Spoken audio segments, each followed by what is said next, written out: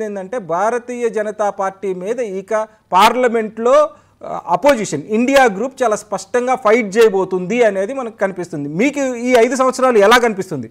రాబోయే 5 సంవత్సరాలు ఎలా ఉండొచ్చు అని మీరు అనుకుంటున్నారు? తెలుసుకున్నాను. బీజేపీ మిత్రుడికి ఒకటి ఆన్సర్ చేయాలి.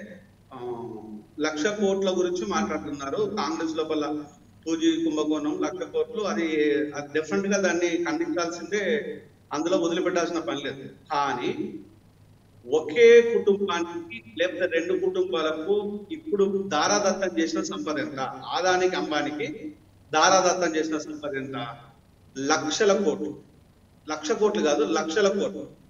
ఒకవేళ కనుక నిన్న కాక మొన్న ఒకటి యుఎస్ ఆర్టికల్స్ వచ్చిన విషయం ఏంటంటే, అనుకోని పరిస్థితుల లోపల ఆదాని కానీ ఏదైనా జరగకూడదు జరిగినట్టు అవుతాయి. ఇలాంటి ఆర్టికల్స్ చాలా సార్లు వచ్చినాయి, మొన్న రీసెంట్ కూడా వచ్చింది. జరిగినట్టు అవుతే డిఫరెంట్ గా ఇండియా ఆర్థిక పరిస్థితి అగమ్య గోచరంగా మారుతుంది అనేది వాస్తవం అనేది రాసుకుంటూ వచ్చింది. It's true. అంటే ఒకే వ్యక్తి దగ్గర అన్ని కోట్ల రూపాయలు ప్రజల సొమ్మును తీసుకొచ్చి పెట్టడం అనేది దేనికి సంకేతం తెలియదు. 14 లక్షల కోట్లు రైట్ ఆఫ్ కింద మాఫీ చేసి పంపించే, దేశం దాటిపోయిన దొంగలకు మాఫీ చేస్తే దాన్ని ఏమని పిలవాలి? నెక్స్ట్ వచ్చేసి గ్యాసు, పెట్రోలు, ఈ ముడి సరుకు, గ్యాసు, పెట్రోలు, డీజిల్, ఈ ముడి సరుకు మీద ఉన్నప్పుడు రేట్లు ఎంత, ఇప్పుడు తగ్గిన తర్వాత రేట్లు ఎంత అన్నదాన్ని ఏమన్నా ఉందా? దాన్ని కూడా అంటే ఇక్కడ ఒక మనము గతించిన దాన్ని మాట్లాడుకుంటూ పోయి వర్తమానాన్ని అసలు విషయం మర్చిపోతున్నాం. ఈ విషయం మర్చిపోయి ఇంకా మనము జేజేలు కొట్టుకొని పోయే అంటే జనాలు ఏం పిక్చర్లు ఏం లేరు కదా వీని ఊరుకోవడానికి. ఇవన్నీ అంశాలు ఇవి మీకు మచ్చుకు మాత్రమే చెప్తున్నాను ఈ అంశాలన్నీ. అంటే ఇంత కళ్ళ ముందు ఇంత కనిపిస్తుకుండా పోయినా కూడా ఎవడైనా ఒక నిరుపేదనో లేకపోతే ఎవరికైనా ఒక బైక్ లోనో లేకపోతే ఓ ఇంటిలోనో లేకపోతే ఇంకేదైనా లోనో కట్టకపోతే వాళ్ళ ఇంటి ముందు వచ్చి నానా డాన్స్ వేసే బ్యాంక్ ఎంప్లాయీస్, బ్యాంక్ సంబంధించిన రికవరీ టీము ఈ రోజు మరి వీళ్ళ దగ్గర పోయి అట్లనే చేసుకురావట్లేదు. ఇంకొకటి ఏంటంటే ఎక్కడో విషయం కాదు, మన తెలుగు స్టేట్ల లోపల సృజనా చౌదరి, సీఎం రమేష్ వీళ్ళు బ్యాంకులకు చేసిన మోసాలు కానీ పరిస్థితులను కానీ వాళ్ళు ఉన్నప్పుడు వాళ్ళ మీద ఎలాంటి కేసులు ఎలాంటి ఈడుదలనే ఒక్కసారి బీజేపీలోకి వచ్చి జైన్ అయిన తర్వాత ఇప్పుడు వాళ్ళ పరిస్థితి ఎలా ఉంది? ఇక్కడ ఆ అప్పులు ఏమైపోయినాయి? ఆ ఈడీలు ఎక్కడ పోయినాయి? ఆ ఈడీల విషయాలు ఎక్కడ పోయినవి? అంటే ఇవన్నీ ఒక విషయం కాదు కదా. అంటే ఏకకాలం లోపల వాళ్ళ మీద దాడి చేసింది, ఏకకాలం లోపల శివకుమార్ మీద, బెంగళూరులో ఉన్న కాంగ్రెస్ నాయకుడు శివకుమార్ మీద కూడా దాడి చేసింది. శివకుమార్ ను జైలుకు పంపించిండు, వీళ్ళని వచ్చేసేమో వీళ్ళ పార్టీలో జాయిన్ చేసుకున్నారు. దాన్ని ఏం చెప్పాలి మరి? అంటే ఈరోజు మనకు కనిపించేది చూపించేది ఒకటి, జరుగుతున్నది మరొకటి. ఈరోజు ప్రజల సొమ్మును ప్రజలకు ఎవరికి ఒక ఆదాయ అంబానే కాదు కదా దారదత్తం చేయడానికి. మరి అదే కనుక తీసుకొచ్చేసి సెల్ఫ్ ఎంప్లాయిడ్ స్కీమ్స్ పెట్టేసి లేకపోతే ప్రజలకు యువకులకు కనుక స్కిల్డ్ ఎడ్యుకేషన్ కనుక ప్రవేశపెట్టేసి స్కిల్డ్ ట్రైనింగ్ సెంటర్స్ ఓపెన్ చేస్తే ఇది మొత్తం జీడిపి రేటు విపరీతంగా పెరిగిపోతుంది కదా. 25 రూపాయలను 10 మందికి పంచితే ఎలా ఉంటుంది? ఒక్కడి దగ్గర ఇంత డబ్బు పెడితే ఎలా ఉంటుంది? 25 రూపాయల విషయంలో మనకి ఆలోచిస్తే 25 లక్షల రూపాయలు అప్పులుగా వీళ్ళ మీద ఉన్నాయి. దాన్ని ఏం చెప్తాం మరి? అంటే ఈ రోజు చెప్పుకోవడానికి రాజకీయ పార్టీలు ఒక డ్రామా ఆడుతున్న ప్రజలకు పెద్ద ఉపయోగం ఉంటుందని అనుకుంటున్నాను. మనం ఈరోజు పాయింట్కి వద్దాము. ఎందుకంటే నేను మీకు ఒక విషయం చెప్తాను. ఎలక్షన్ జరిగే టైంలో ఒక విలేకరు అడిగిన ప్రశ్నకి మోదీ గారిని మన దేశం కే షేప్లో డెవలప్ అవుతుంది, rich are becoming richer and poor are becoming poorer అని ఒక క్వశ్చన్ అడిగినప్పుడు, ముఖ్యంగా అంబానీ అదానీ గురించి ఆయన్ని అడిగినప్పుడు ఆయన చెప్పిన సమాధానం ఏంటంటే వాళ్ళు ఆర్థిక సంపదని సృష్టిస్తున్న వాళ్ళు ఈ దేశానికి అని ఆయన ఒక సమాధానం చెప్పారు. దాన్ని మీరు ఎట్లా చూస్తారు?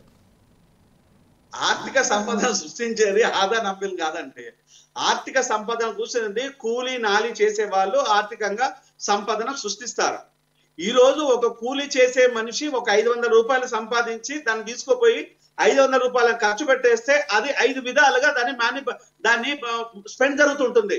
ఒకటి వచ్చేసేమో రిటైల్, ఇంకొకటి వచ్చేసేమో ఏజెన్సీ, ఇంకొకటి వచ్చేసేమో డిస్ట్రిబ్యూటరు, ఇంకొకటి వచ్చేసేమో కంపెనీ, ఇంకొకటి వచ్చేసేమో యాజమాన్యం. ఇన్ని రకాలుగా స్పెండ్ అయిపోయి దాన్ని మల్టిప్లై అవుతుంది. ఆ మల్టిప్లై అయిన విధానం సంపద సృష్టించేది ఎవరు? ఈరోజు సంపద ఆదాని అంబానీ సృష్టిస్తున్నాడా లేకపోతే కామన్ మ్యాన్ సృష్టిస్తున్నాడా? కామన్ మ్యాన్ కు ఈరోజు పేస్ట్ కొన్నా కామన్ మ్యాన్ కి అదే రేట్ వస్తుంది, అంబానీ ఆదాని కొన్నా అదే రేట్ వస్తుంది. మరి అంబానీ ఆదాని చేసిన అప్పులను కామన్ మ్యాన్ ఎందుకు తీర్పాలి? మరి కామన్ మ్యాన్ చేసిన అప్పులను ఆదాని అంబానీ ఎందుకు తీర్చడు? అంటే ఈ అంశానికి వచ్చినప్పుడు దీనికి మోడీ దగ్గర కాదు, ఎవరి దగ్గర సమాధానం లేదు. ఇది స్పష్టంగా చెప్పాలంటే ఇదంతా పొలిటికల్ డ్రామా. వాళ్ళను వాళ్ళు నిలదొక్కుకోవాలి, ఒక కార్పొరేట్ వ్యవస్థను కాపాడాలి. ఆ కార్పొరేట్ వ్యవస్థ ఇండైరెక్ట్ గా వాళ్ళకు పెట్టుబడులుగా రావాలి, వాళ్ళకి ఎలక్ట్రల్ బాండ్లుగా డబ్బులు రావాలి. ఆ డబ్బులతోని ప్రజలను మళ్ళీ ఓట్లను కొల్లగొట్టుకోవాలి అనే దానికి సంకేతంగా చూపించుకోవాలి తప్పితే రేపు 10 మంది దగ్గర తీసుకున్నట్టు అయితే అది పెద్ద మొత్తంలో కనిపిస్తుంది, ఒక్కడి దగ్గర తీసుకున్నట్టు అయితే జనాలు కనిపించకుండా తీసుకోవచ్చు, అంతే తేడా. అంటే ఈ రోజు ఆ ఒక్కడు మనవాడు ఉంటే సరిపోద్ది కదా, ఈ 10 మంది బానిసల్లా ఉంటే సరిపోతుందా అనేది పాలసీని ఈ రోజు బీజేపీ చేస్తుంది తప్పితే బీజేపీకి ప్రజల మీద ఎక్కడ ప్రేమ లేదు. మనం వేసే క్వశ్చన్లకు అంత నాలెడ్జ్ కూడా నేను మోడీకి ఉందని అనుకోను. మనం అడిగే క్వశ్చన్లకు కానీ ఆన్సర్ చెప్పే నాలెడ్జ్ కూడా ఉందని అనుకోను. సో ఒకే ఒక అంశము, ఈ రోజు దగ్గర 40 కోట్ల మందికి ఈ రోజు ఆధార్ కార్డు లేదు. ఆధార్ కార్డు లేని 40 కోట్ల మంది మన దేశం లోపల నివాసితులుగా ఉంటున్నారు. వాళ్ళు చచ్చిపోతే, వాళ్ళు ఉంటే, వాళ్ళు చేస్తే, వాళ్ళ పరిస్థితులు, వాళ్ళ స్థితులు, వాళ్ళ గతులు, వాళ్ళ పరిస్థితులు ఎవడు చూస్తున్నాడు? వాళ్ళ పరిస్థితి ఏంది? వాళ్ళ జనాభా లెక్కలో వాళ్ళ పేర్లు ఉండవు. జయరాం గారు, 2011 తర్వాత భారతదేశంలో సెన్సస్ జరగలేదు, అది కూడా ఒక పాయింటే నెక్స్ట్ 5 సంవత్సరాల్లో. దామోదర్ గారు మీరు చెప్పండి, రాహుల్ గాంధీ గారు ఇవాళ నేను స్పష్టంగా రాజ్యాంగాన్ని అటాక్ చేసే పద్ధతిని మేము అంగీకరించము, ఇక అది జరగదు ఇక అని అంటూనే, అయితే ఇక్కడ ఈ 11 అంటే ఎన్నికలు అయిపోయిన తర్వాత స్పష్టంగా స్పీకర్ ఎలక్షన్ జరగాలి, డిప్యూటీ స్పీకర్ ఎలక్షన్ జరగాలి. దీంట్లో కాంగ్రెస్ ఎలాంటి పాత్ర పోషించబోతుంది? అంటే డిప్యూటీ స్పీకర్ మనం 2019 నుంచి చూడలేదు, ఆ పోస్ట్నే ఎత్తేసారు. ఈసారైనా కాంగ్రెస్ అంటే ఇండియా బ్లాక్ చాలా గట్టిగా ఉంది కాబట్టి మీరు ఏమన్నా ప్రయత్నించే అవకాశాలు ఉన్నాయా? ఇండియా బ్లాక్ తప్పకుండా ఆల్రెడీ ఢిల్లీ లెవెల్లో, ఢిల్లీ అధిష్టానంలో వాళ్ళు నిర్ణయాలు కూడా తీసుకున్నారు. డిప్యూటీ స్పీకర్ మీద మీకు రేపు ఎల్లుండో మీకు ప్రకటన కూడా వెలువడుతుంది అక్కడ నుంచి. సో ఇంతకుముందు మిత్రుడు మనం పల్నాటి వెంకటరెడ్డి గారు చెప్పిన ప్రకారం కాంగ్రెస్ పార్టీ నాయకులు అంటే ప్రమోషన్స్ కావాలి, సోషల్ మీడియాలో ఉండాలి, వాళ్ళు వస్తారు, పేపర్ల ముందు మాట్లాడతారు, పోతారు, వాళ్ళకి ఆ మీడియా సోకులు తప్ప అసలు ప్రజల మీద అవగాహన లేదు అని చెప్పేసి మాట్లాడారు. సో నేను ఒకటి వెంకటరెడ్డి గారికి స్టూడియో అడగలుగుతున్నా, ఈనాటి వరకు రాహుల్ గాంధీ గారు ఎప్పుడన్నా జెడ్ బ్లూ సూట్ వేసుకొని కనబడ్డారండి? జెడ్ బ్లూ ఒక సూట్ ₹1 కోటి ఉంటుందండి దానికి. జెడ్ బ్లూ నుంచి వాచ్లు, ఇది రాడో వాచ్లు పెట్టుకుంటారు, ఆల్డో వాచ్లు పెట్టుకుంటారు. ఎవరు? మోడీ గారు. లూయి విటాన్ షూలు. రాహుల్ గాంధీ గారు వన్ సెకండ్ వెంకటరెడ్డి గారు, లెట్ మీ కంప్లీట్. ఇంకా వీళ్ళు అవినీతి గురించి కాంగ్రెస్ పార్టీ చెప్తారు. మొన్న ఎలక్ట్రల్ బాండ్స్ అది ఎంత పెద్ద ఇష్యూ మీకు తెలియదు అండి. అంటే అందరూ ఇప్పుడు ప్రజలు మర్చిపోయింది అనుకుంటున్నారా? 16,000 కోట్లు అంటే మొత్తం కలెక్షన్లలో 24,000 కోట్ల ఎలక్టరల్ బాండ్స్ వస్తే 17,000 కోట్ల పైచులకు బీజేపీ పోయిందంటే కాంగ్రెస్ పార్టీకి వచ్చింది అంటే ఓవరాల్ నేషన్ మీద మాకు వచ్చింది 1,600 కోట్లు మాత్రమే. 1,600 కోట్లు ఎక్కడ? 17,000 కోట్లు ఎక్కడ? అసలు నిజంగా స్కామ్ చేస్తే మరి మా దగ్గర డబ్బులు ఉండాలి కదా. కాంగ్రెస్ పార్టీకి ఈ రోజు కూడా మాకు ఒక పరిపాలన భవనం లేదు. ఈ రోజు కూడా ఏఐసిసి అనేది